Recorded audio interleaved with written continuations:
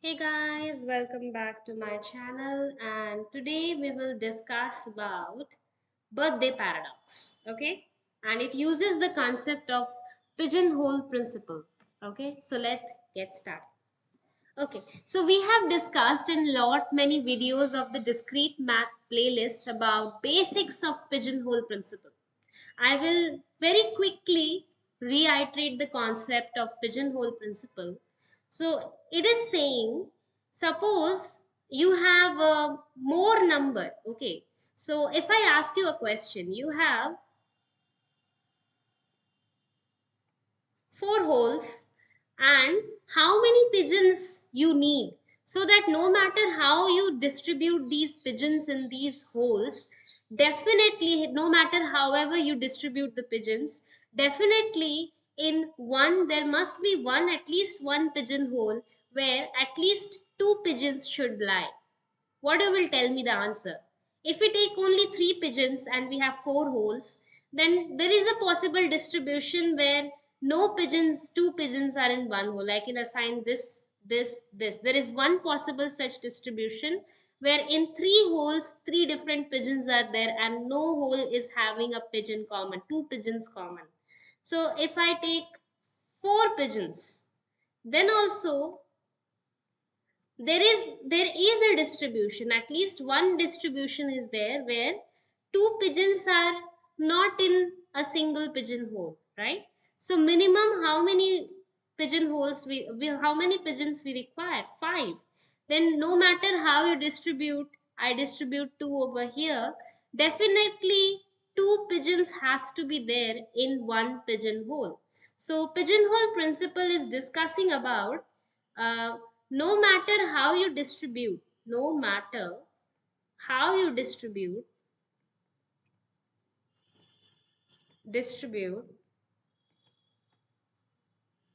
if you have more pigeons, if number of pigeons is more than holes, then there will be definitely one pigeonhole where two pigeons at least will be there. So this is what pigeonhole talks about.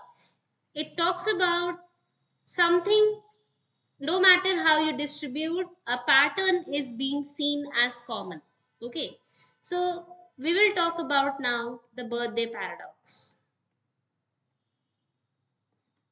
Okay, why is it a paradox?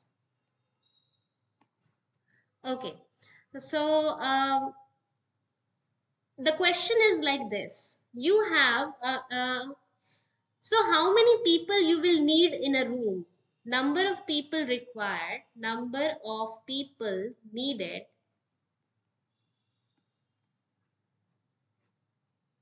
so that definitely two people have the same birth date and month, so that definitely two people you get with same birth date and DDMM, birth date and month. So how many birth dates we have in total? Birth date and birth month. 365 days possible, 365 possible dates.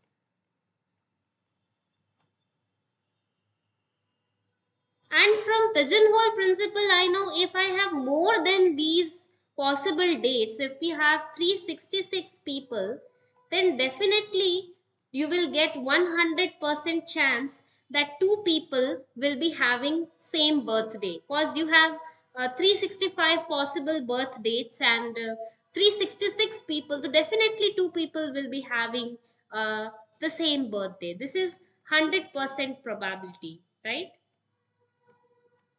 But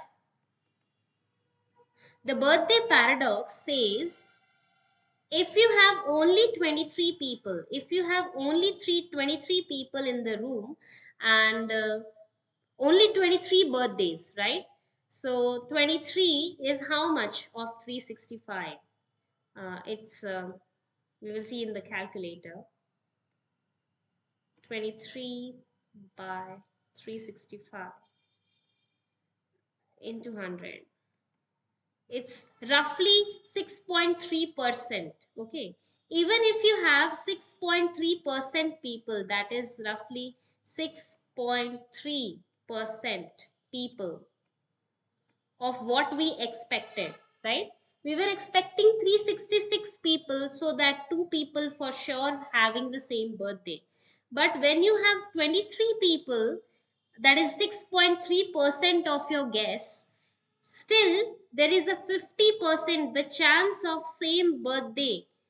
Having two people having the same birthday becomes as high as 50%. But how?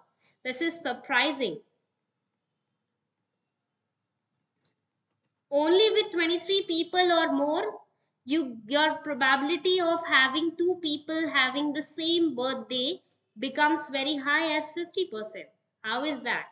Okay, so calculating two people, what are the chances of having the same birthday is difficult. So what we will do is, we will calculate one total probability minus the probability of two people not having the same birthday. Okay, so 1 minus the probability no two people has the same birthday. Okay. So that will give you the probability of two people having the same birthday. Okay. So first person having a unique birthday, he has 365 options. So he can choose any one of those options. So these many ways he can pick a unique birthday. Second person cannot pick the birth date picked by the first person. So he will choose out of 364 choices. The third person, he cannot pick the same birthday as the first and the second person. He will choose out of 363 choices out of 365 in these many ways into 364 by 365, because the fourth person cannot pick the same birthday as first, second and third person, so on till 23 people. When 23 third person will pick out of 365 minus 23, right? He has these many choices, right, by 365. So what is this value? Okay, so we can write this as 1 minus 365. See, in the numerator we have 365 into 364 into 363 into okay, this is not 364, this should be 362, 362, so on. So I can write this as 365 factorial, but we have written something extra. So what we will do, we should have 365 minus 23, right? Factorial extra. So that would be 365 minus 23 uh, factorial. Okay, so this denominator will cancel out with the numerator, and into 365, this how many times? There are 23 people, power 23, right? And this value will be roughly equal to, let us see, 365 factorial. I think we cannot do it over here. Factorial divided by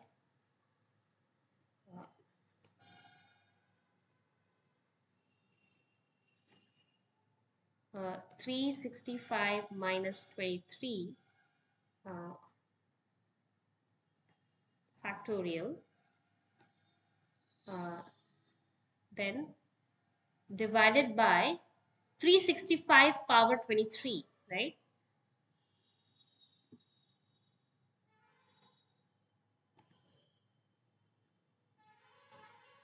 365 raised to the power of 23, which is coming out to be 0.492, which is coming out to be 1 minus 0.492, right? And if we do 1 minus 0.492, This is coming out to be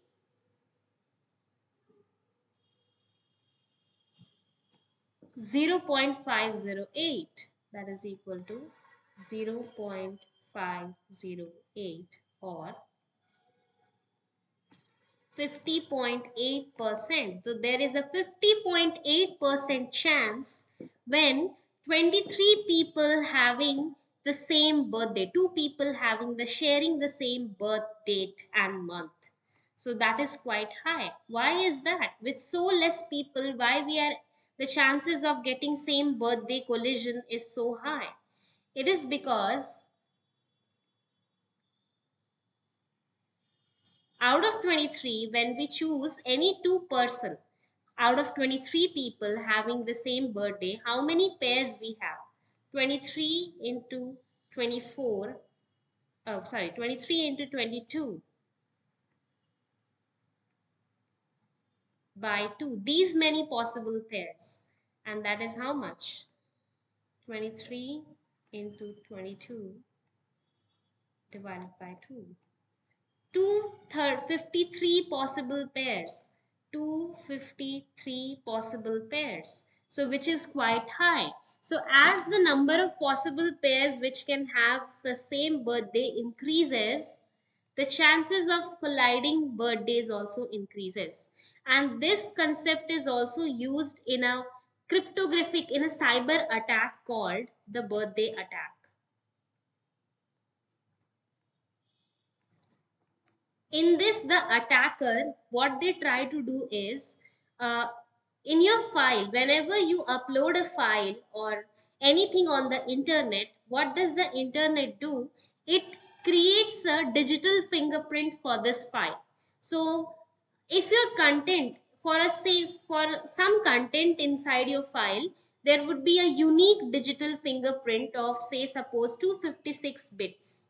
Okay, and even if you change a single letter on this file, the entire 256 bit pattern would change. Earlier, this cryptographic algorithm, hashing algorithm, was only 128 bit long. So it will create a 128 bit long uh, binary string for you that will represent uniquely your file. Okay, so what the attacker will try to do is, we will go to the Wikipedia page of birthday paradox. There is a very cool image over there to understand it.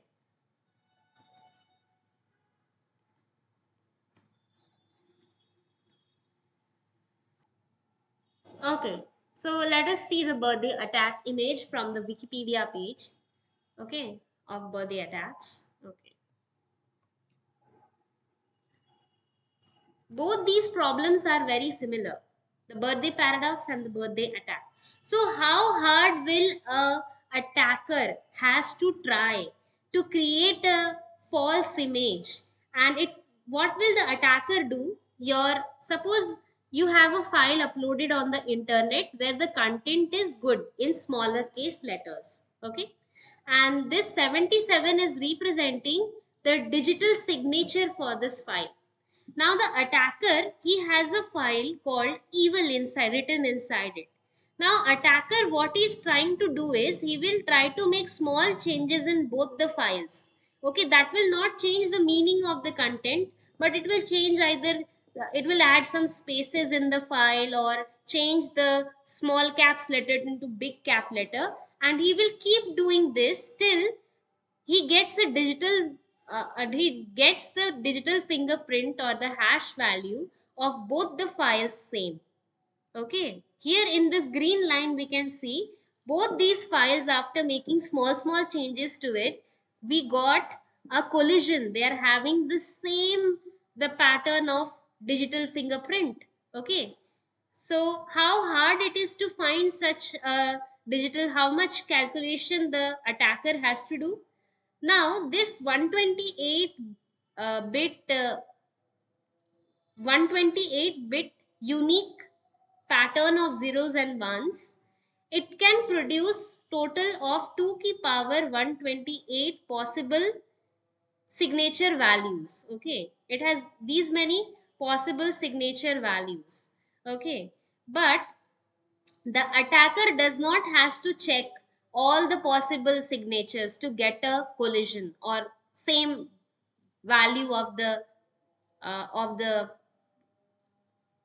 it is similar to the birthday problem, finding the two files having the same pattern of digital fingerprint from the hashing function.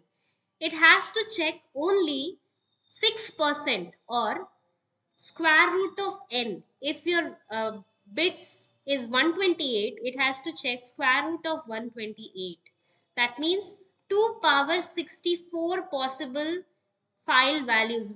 While checking 2 power 64 values only, he will get a collision, and that is not very hard to do in modern computing computers. So this 128 bit cryptography was not very safe. So 256 bit uh, hashing functions were developed. Okay, hashing function you can understand like you you want to upload your file. What you do is you want a digital fingerprint so that you can understand somebody has changed the content of this file on the internet or not. So you pass this file into a function. This function will change based on the content of the data. It will give you a unique series of 128-bit pattern. Okay, and for every different content, this pattern would be different.